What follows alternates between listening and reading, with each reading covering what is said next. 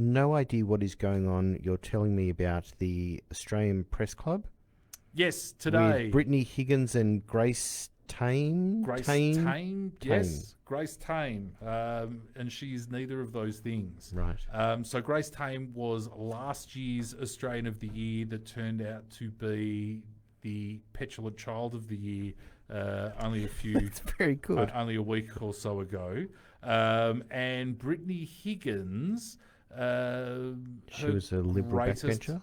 No, she was a staffer. Oh. And her greatest claim to fame was she has made allegations of sexual assault that I don't know whether they have been proven, disproven. There are matters currently pending before courts or anything like that.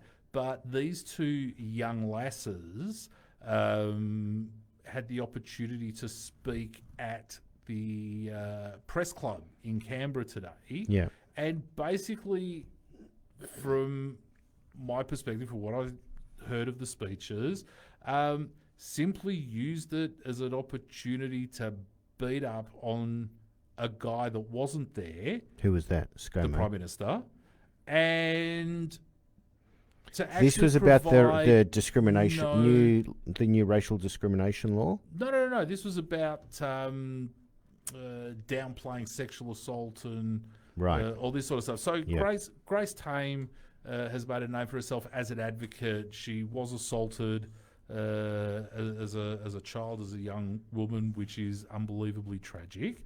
And, I think all power to her that she has used this experience to help other women who have had similar experiences get through it and rebuild their lives from it. So there's no taking anything away from Grace Tame on that count. But it just seems as though these two young women have now been elevated to positions within the mainstream media that they are not worthy of, when all they seem to be doing now is bashing the Prime Minister for not doing anything back at a time when he would have no idea these things were going on. You can't, I suppose my question is where does it actually stop, right? Do you, if let's say Brittany Higgins, a charge is laid and someone faces that charge and they are convicted. What charge are you of that referring charge to? Of sexual assault. Right. And they're charged with that. Well, then does the crime finish with that person being found guilty, or do we just keep on going up the line and up the line and up the line and up the line until we can just chop down the tallest poppy? You mean like what should have happened with Whoopi Goldberg? I think the two are totally unreliable. I think Whoopi Goldberg I don't know whether she was having a stroke at the time, but managed to string some words together. Well, the buck's got. So you're saying the buck's got to stop somewhere? Yeah. Or does it? It has, and it doesn't necessarily have to keep going up the line, because how can the top of the line be responsible for someone's for someone else's indiscretion? Indiscretions, that's right. Just because somebody else did the wrong thing doesn't necessarily mean that the bloke at the top or the woman at the top condoned that behaviour. Yep. It just means that particular individual did the wrong thing. What upsets me about Grace Tame is that she's finally found her voice a year too late. She had the opportunity for a year to be Australian of the Year. I think she spent a lot of time as Australian of the Year talking to a lot of different groups and doing a lot of good work. Do you know that? I think this is what I understand of you would imagine the Australian of the Year should have a a very great sort of sense of fulfillment and achievement at the end of that year, saying, you know what, I did as much as I could that year. And she possibly might, but all we got to see was on Australia Day when she was passing over the torch to this year's Australian of the Year, Dylan Alcott. I think so, yeah. Right?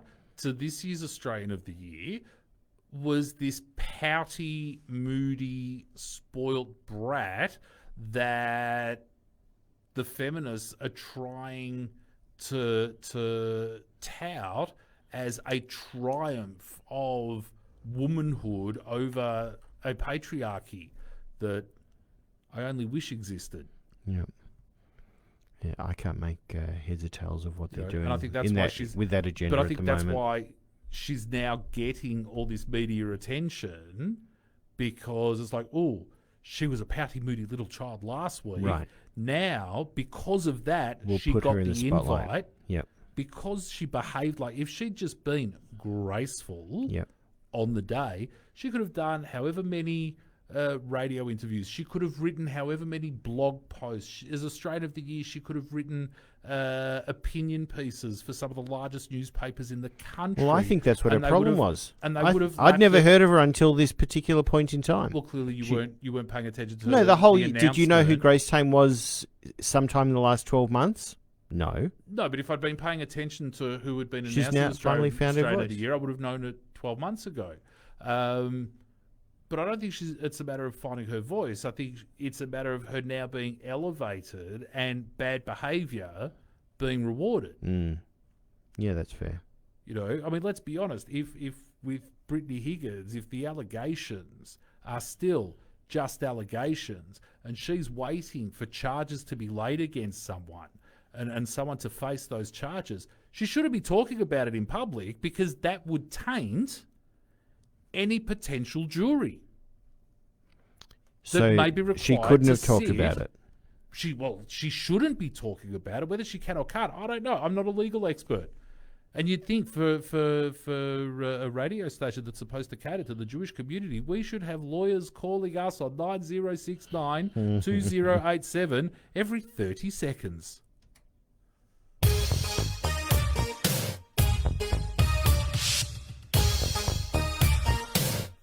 Right stuff. Karen Johnson.